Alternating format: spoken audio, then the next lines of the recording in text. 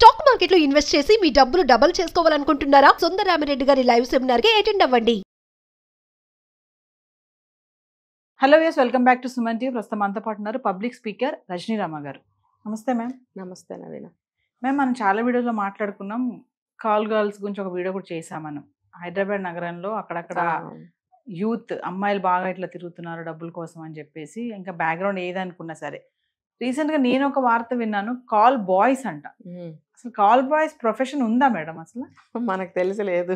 నేను కొంచెం అంటే కొన్ని ఆర్టికల్ కొన్ని వీడియోలు చూశాను. కాల్ బాయ్స్ గా మేము వెళ్తాము, మాకు డబ్బులు కావాలి, మాకు చాలా అప్పులు ఉన్నాయి, మాకు ఉద్యోగాలు రావట్లేదు, ఉద్యోగాలు వచ్చినా కూడా ఆ జీతం సరిపోవట్లేదు మా కుటుంబానికి, మాకు పెళ్లి కాని వాళ్ళ గురించి. సో కాల్ బాయ్స్ ప్రొఫెషన్ మేము ఎంచుకుంటున్నాము అని అంటున్నారు. ఇది కొంచెం డిఫరెంట్ గా అనిపిస్తుంది నాకు. అంటే మీరు విన్నారా మరి అసలు కాల్ బాయ్స్ ప్రొఫెషన్ అంటే ఏంటి? ఇప్పుడు ఈ మధ్య వింటున్నాము. అమ్మాయిలు చేయగలిగింది మేము చేస్తే ఏముంది? అసలు ఆడపిల్లలు ఏ పని చేసినా తప్పుగా భావించే సమాజంలో ఆడపిల్లలు ఇలాంటి పనులు చేస్తున్నారు, మగవాళ్ళం మేము చేస్తే ఏమైంది అని అనుకుంటున్నారు. దానికన్నా ముందు ఇంకోటి, వాళ్ళకి కోరికలు. ఏం కోరికలు? అన్ని లగ్జరీస్ కావాలి, సినిమా హీరోల్లాగా ఆ లెవెల్లో మనం తిరగాలి, ఇలాంటి కోరికలు ఎక్కువైపోతున్నాయి. అమ్మాయిల్లో కూడా అవుతున్నాయి, అబ్బాయిల్లో కూడా ఉంటున్నాయి అలాంటి కోరికలు. లగ్జరీ కోసం ఇటువైపు వస్తున్నారు. డబ్బు, జేబు నిండా డబ్బు కావాలి. నేను చెప్తాను ఒక ఎగ్జాంపుల్. ఒక అబ్బాయి చెప్పిన కారణం, ఆ అబ్బాయి ఆ వృత్తిలో ఉన్నాడు. ఏం చెప్తున్నాడు, నువ్వు ఎందుకు ఇందులోకి వచ్చావు అని అంటే, ఫ్రెండ్స్కి సహాయం చేయటానికి, ఇంట్లో ఏదో ఒక బిజినెస్ చేస్తే అది అప్పులు పాలయ్యాం, అప్పులు తీర్చడానికి. అంటే ఇంట్లో పెద్దవాళ్ళు ఏమీ, వాళ్ళు చేసుకునేది వాళ్ళు చేసుకుంటుంటారు కదా. బిజినెస్లు అయినా ఒక ఇంటికి పెద్ద అనేది ఒక తండ్రి అనేవాడు ఉంటాడు కదా. ఆ తండ్రి అనే ఆయనకి లేనంత బాధ్యత నీకు ఎందుకు వచ్చేసినాయి? ఫస్ట్ అనుమానించాల్సిన ప్రశ్న ఇది. కాబట్టి అంతేమీ లేదు సీన్ ఇక్కడ. ఏంటనంటే, కష్టపడకుండా ఈజీ మనీ రావాలి. Okay, easy money. Easy money దాని ద్వారా చేస్తే చేస్తాడు తండ్రికి సాయం. మేము మోసపోయాము, డబ్బు లేదు, మా తండ్రి బాధపడుతున్నారు అని అంటే కూడా మాయామంత్రం వేసి కొడుకు ఎక్కడి నుంచైనా తెచ్చేస్తాడని ఆ తండ్రి ఎదురు చూస్తూ ఉంటాడా? ఖచ్చితంగా కాదు. ఆయన తండ్రి అలా అనుకోడు, సమాజం కూడా అలా అనుకోదు. నువ్వెందుకు అలా అనుకుంటున్నావు? అక్కడ ఆలోచన విధానమే తప్పు. ఇంకోటి ఏంటంటే, ఇలా ఇందులోకి వస్తే బాగా సంపాదించవచ్చు, దీని ద్వారా అప్పులు తీర్చవచ్చు, తండ్రి దృష్టిలో మంచి పేరు సంపాదించవచ్చు, జేబు నిండా డబ్బులు వేసుకుని నాకు లగ్జరీగా మేము బ్రతకచ్చు దేనికి వెతుక్కోకుండా అనేది ఒక హీరోలాగా ఫీల్ అయిపోవడం. మళ్ళీ ఒక అబ్బాయికి ఏదో ఫ్రెండ్కి ఒంట్లో బాగోకపోతే 3 లక్షలు 4 లక్షలు ఇస్తాను అన్న. నువ్వు చదువుకున్న చదువేంటి, నీ వయసు ఏంటి, నువ్వు అంత డబ్బు ఎలా సంపాదిస్తున్నావు అని ఎవరికి అనుమానం రాదా? నీకున్న క్వాలిఫికేషన్ ఏంటి? అన్ని లక్షలు ఎక్కడి నుంచి వస్తున్నాయని ఇంట్లో అడగరా? నువ్వు ఇంటికి పంపిస్తున్నాను అంటున్నావు, వాళ్ళు అడగరా? అడుగుతారు కదా. అప్పుడు ఏం చెప్తావు? ఇప్పుడు నీ ఏజ్ 25, నువ్వు ఇన్ని లక్షలు సంపాదిస్తున్నావు, నువ్వు అప్పులు ఉన్నాయన్నావు, మరి నువ్వేం చేస్తున్నావు? ఫ్రెండ్కి బాగోపోతే 4 లక్షలు ఇచ్చేంత ఆస్తిపరుడివి, అంత పెద్ద హోదా, అంత పెద్ద ఉద్యోగం, అంత కెపాసిటీ నీకు వచ్చేసిందా? అంటే దీనికి డబ్బు విలువ తెలియదు.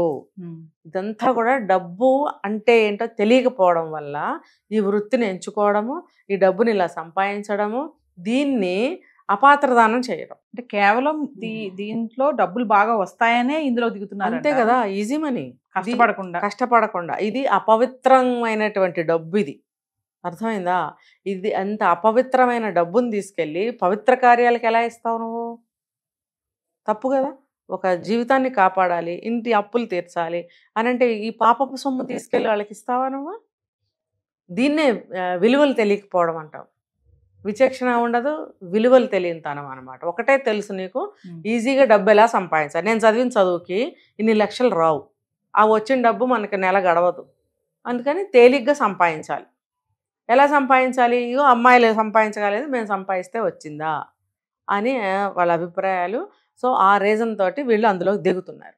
అంటే యూత్ ఈజీ మనీ కోసం ఏముంది, ఏ తప్పైనా చేయొచ్చు, డబ్బులు కావాలి మాకు అంతే, అంటే లగ్జరీగా బతకాలి. మీరు అన్నట్టుగా ఇంట్లో ఇవ్వాలి డబ్బులు, అప్పులు తీర్చాలి, ఇది పక్కన పెడితే ఫస్ట్ లగ్జరీ లైఫ్ కోసం. అవును, కాల్ బాయ్స్ అనేది అంటే ఇది ఒక ప్రొఫెషన్ గా అయిపోతుంది. అంటే కొంతమంది బయటకు వస్తున్నారు, కొంతమంది రావట్లేదని అంటారా? అంతే మరి. ఇప్పుడు వస్తారు ఒకళ్ళని చూసి ఒకళ్ళు. అంటే ఇలాంటి పనులు చేసేవాళ్ళు పబ్లిక్ గా బయటకు వచ్చి నేను చేస్తున్నాను, నేను చేస్తాను రండి అని చెప్పరు. ఎవరికి కూడా ముఖం మీద ఉండదు కదా, ఉండదు. వాళ్ళు ఏదో ఒకటి క్రియేట్ చేసుకుంటారు, దాని ప్రకారం నెంబర్స్ ఇచ్చుకుంటారట, వాళ్ళు వస్తారట, చీకట్లో జరిగిపోతూ ఉంటాయి. పెద్దింటి ఆడవాళ్లే పిలుస్తారు నన్ను, చాలా వేలిస్తారు నాకు, మరి ఎక్కడ వస్తుంది నాకు ఇంత డబ్బు? మరి ఎవరికి తెలియకుండా చేస్తున్నారు. తెలియకుండా ఎలా ఉంటుంది? ఏదో ఒక రోజు తెలుస్తుంది. ఎలా తెలుస్తుంది అని అనుకుంటారు వాళ్ళు. ఎందుకు తెలియదు? ఇప్పుడు మనం మాట్లాడుకోవట్లేదా? బయటకు వచ్చింది కాబట్టే కదా మాట్లాడుకుంటున్నాము. ఈ ఆలోచన ధోరణి మారాలి. ఏంటంటే గవర్నమెంట్స్ కూడా వీళ్ళకి క్రియేట్ చేయాలి కొన్ని ఉద్యోగాలు. ఎంత వీలైనంత వరకు ఏదో ఒక జాబ్ అనేది వాళ్ళకి ఇస్తూ ఉండాలి యూత్కి. యూత్ అంటే ఏంటండి, అసలు పదునైన చాకులు. వాళ్ళని ఏ విధంగా మనం వాడుకోవచ్చు వాళ్ళని. అసలు చాలా అంటే ఆ వయసులో ఎటు తిప్పితే అటు తిప్పే వయసే అది. 20-25 ఏళ్ల వయసు అంటే మంచి శక్తివంతులుగా ఉంటారు వాళ్ళు. వాళ్ళతోటి అవ్వన పని లేదండి. అటువంటి యువతని నీరుగా చేస్తుంది మన సమాజం. ఆ సమాజంలో ఎవరెవరు ఉన్నారనేది అందరికీ తెలిసిందే. మరి అందరూ కలిసి ఈ యువతని ఎలా మనం యూజ్ చేస్తున్నాం, యువతను అసలు వాడుకుంటున్నామా అనేది ఎవరు ఆలోచించట్లేదు. యువతని తప్పుదారు పట్టించి ఇప్పుడు మద్యం అని, గంజాయిలని, సిగరెట్లని, ఇప్పుడు కొత్తగా ఈ కాల్ బాయ్స్ అని చెప్పి ఇలాంటి వాటి ద్వారా వాళ్ళని సంపాదించుకోండి, బతికితే బతకండి, చచ్చిపోతే చచ్చిపోండి అని పవర్ఫుల్ యూత్ని నిర్వీర్యం చేసి నాశనం చేస్తున్నారు. మన దేశము ప్రగతి యూత్ మీద నిలబడి ఉందండి. ఈ యువత మీదే నిలబడి ఉంది. ఆ యువతని ఇలా నిర్వీర్యం చేస్తున్నారు. వీళ్ళకి ఏదో ఒక క్రియేట్ చేసి జాబులు ఇప్పించాలి, వాళ్ళ స్కిల్స్ని గుర్తించాలి. ఏ ఉద్యోగం లేకపోతే వాళ్ళు ఇదిగో ఇలాగే ఉద్యోగం ఉన్న సంతృప్తి పడలేని మానసిక స్థితిలో ఉన్నారు వాళ్ళు. ఈ యువతకి కౌన్సిలింగ్స్ ఇవ్వాలి. అక్కడక్కడ ఓపెన్ ప్లేసుల్లో వీళ్ళకి కౌన్సిలింగ్స్ ఏర్పాటు చేయాలి. తర్వాత వాళ్ళకి బ్రెయిన్ వాష్ చేయాలి. ఇలా విలువల గురించి తెలియచెప్పాలి, డబ్బు గురించి తెలియచెప్పాలి, దేశం గురించి చెప్పాలి. దేశంలో ఉన్న శక్తులు, మన దేశం ఏంటి, మన ఉనికి ఏంటి, ప్రయోజనాలు ఏంటి, ప్రతి ఒక్కదాని గురించి తెలియచేసేవాళ్ళు లేక దేని విలువ తెలియకుండా అలా తయారయ్యారు. చివరికి అలా డబ్బు సంపాదిస్తున్నాడు, ఆ డబ్బు విలువ కూడా తెలియదు.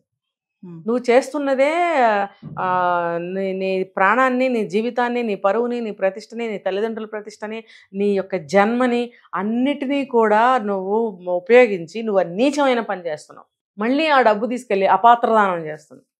నువ్వు నీ తల్లిదండ్రులకి అప్పులు తీర్చాలని చెప్పి ఇందులోకి వచ్చానని అన్నవాడివి, నువ్వు మధ్యలో ఇవన్నీ ఎందుకు చేస్తున్నావు? పోనీ నేను ఏం చేసైనా సరే నా తల్లిదండ్రులు అప్పు తీర్చాలి అని నువ్వు అన్నప్పుడు నువ్వు ఈ పని చేసి అప్పులు తీరుస్తున్నావా? నీ సొంతానికి, నీ గ్రేట్నెస్, నీ హీరోయిజం పెరగటం కోసం ఎవరెవరికో ఇస్తున్నావు ఆ డబ్బులు. అది అపాత్రదానమే కదా.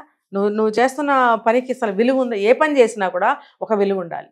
అది ఎటువంటి పని అయినా సరే ఒక విలువ ఉండాలి. దానికి ఒక ఉద్దేశ్యం అనేది ఉండాలి. నువ్వు ఏ ఉద్దేశంతో పని చేస్తున్నావో దాన్ని ఎటువైపు తీసుకెళ్తున్నావు. మామూలుగా ఆడవాళ్ళు లగ్జరీగా బ్రతకాలి, ఆడవాళ్ళు అంటే ఏమంటారు ప్రెస్టేజ్గా బ్రతకాలని చెప్పి కొంచెం తప్పుడు పనులు చేస్తూ ఉంటారు కొంతమంది, అందరి గురించి కాదు. కానీ అబ్బాయిల్లో కూడా ఇలా ఉంటారంటారా మేడం? అబ్బాయిలు కూడా లగ్జరీగా బ్రతకాలని కొత్తగా తయారవుతున్నారు. ఏంటంటే ఉద్యోగాలు లేకపోవడం మెయిన్ రీజను. ఒకవేళ ఏదన్నా ఉద్యోగం వచ్చినా అవి మనకి సరిపోవు. తర్వాత కొత్తగా పుట్టుకొస్తున్న కోరికలు, జేబుల నిండా కట్టలు ఉండాలి, ఆ కట్టలు ఉండాలి. కొత్త కోరికలు, పుట్టుకొచ్చే కోరికలు తీరాలి. విచ్చలవిడిగా ఉండాలి, విశృంఖలంగా మన ఇష్టం వచ్చినట్టు ఉండాలి అని అంటే డబ్బు కావాలి. అంతేగాని ఆ డబ్బు ఎటువంటిది, దాని విలువ ఏంటి అని తెలుసుకోవట్లేదు. ఇదే కారణం మేడం. ఇదంతా ఒక పక్కన పెడితే మరి వాళ్ళ ఆరోగ్య పరిస్థితి ఏంటి? ఆరోగ్యం ఎలా ఉంటుంది? రేపు పొద్దున ఏం సమస్యలు వస్తాయి మరి ఇలాంటి పనులు చేయడం వల్ల? ఖచ్చితంగా ఆరోగ్య సమస్యలు వస్తాయి. వాళ్ళకి చిన్న వయసు, వాళ్ళ ఒంట్లో ఉన్నటువంటి శక్తిని ఈ రకంగా ఉపయోగిస్తున్నారు. ఆనక వాళ్ళకి వస్తున్న జబ్బులు ఏవైతే ఉన్నాయో వాటిని ముందుగా వాళ్ళు ఊహించలేకపోతున్నారు, గ్రహించలేకపోతున్నారు. ఏదో మనం ప్రికాషన్స్ తీసుకుంటున్నాం అనుకుంటున్నారు, కానీ అది ఎంతో కాలం వాళ్ళకి అది ప్రొటెక్ట్ చేయలేదు. ఏదో ఒక రోజున పాపానికి శిక్ష తప్పదు, తప్పుకి శిక్ష తప్పదు, మనం చేస్తున్న దానికి ఫలితం దొరక్క తప్పదు. కాబట్టి ఇలాంటి వాటి వల్ల ఆరోగ్యాలు చెడిపోతాయి, శక్తిహీనులు అవుతారు. ఇప్పుడు ఒక శక్తివంతమైనటువంటి యువత శక్తిహీనులైపోతున్నారు అన్నమాట. ఆరోగ్యం చెడిపోతుంది, వాళ్ళ స్థితిగతులు ఏంటో వాళ్ళు గుర్తించే స్థితిలో ఉండరు, డబ్బు విలువ తెలీదు. వాళ్ళు దేనికి ఉపయోగపడుతున్నారు? తర్వాత వాళ్ళ పర్సనల్ లైఫ్ ఏంటి, వాళ్ళ తల్లిదండ్రులతో వాళ్ళ జీవితం ఎలా ఉంటుంది, నెక్స్ట్ వాళ్ళ ఫ్యూచర్ ఏంటి, ఇవన్నీ వాళ్ళు ఆలోచించుకోవట్లేదు. కాబట్టి హెల్త్ కూడా చాలా ఇంపార్టెంట్ అని వాళ్ళు గ్రహించాలి. ఇప్పుడు బాగానే ఉన్నాం, కొద్ది రోజులు అయిన తర్వాత మా పరిస్థితి ఏంటి, ఇప్పుడు చిన్న వయసు ఓకే, తర్వాత కొంచెం ఏజ్ అయిన తర్వాత మా పరిస్థితి ఏంటి, ఇలాంటివన్నీ వాళ్ళు ఆలోచించాలి. మా హెల్త్ పాడైతే మా పరిస్థితి ఏంటి. అలాంటి రోగాలు ఏమన్నా వస్తే క్యూర్ అయ్యేవి కావండి. క్యూర్ అయినా సరే మళ్ళీ ఎప్పుడొకప్పుడు బాధించే రోగాలే. ఇది తెలుసుకోవాలి యువత. Thank you.